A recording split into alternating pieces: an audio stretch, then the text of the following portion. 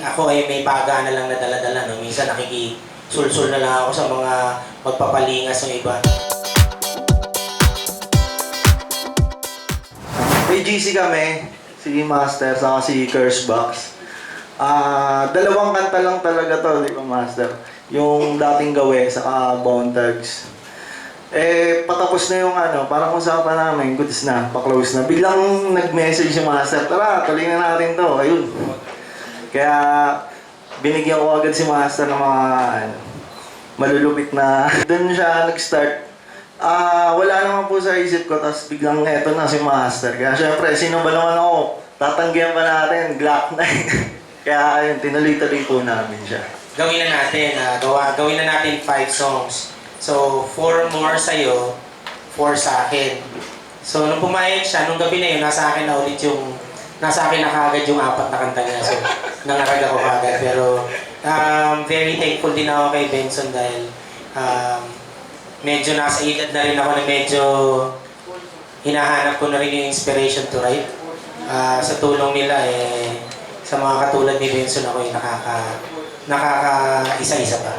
Kasi para sa akin po talaga, kumbaga sa trophy to eh.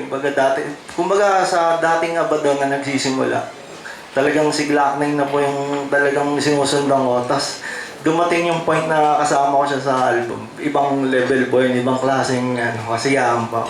Sa akin po yung kahalagahan ng oras. Laging si Master talaga. Nung unang nagkaharap pa kami, unang-una pa, talagang disiplinado sa oras si Master. Kaya dinadala ko na rin siya. Kunwari, usapan alas 10, alas 9, nandiyan na, alas 8. Sa kanya ako natutunan yun. Kasi kami, normally, alas 10 usapan, alas 12 kami darating. So, malaking pasasalamat ko kay Master. Pinagmamalaki ko rin yun sa iba. Kay Sir Glock po. Ako, kung meron man ako natutunan din nung ginawa namin ni Benson yung Project A.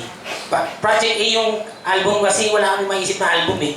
Kasi Abaddon siya, sa pangalan ko Aris. Oo nga. Project A na lang.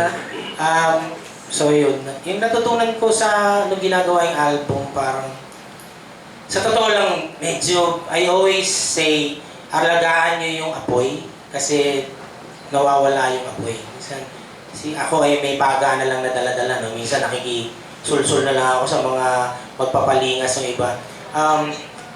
Natutunan ko na you have to trust yourself din, na kung anong meron kang kaya mo, panghawakan mo din yung abilidad mo, no?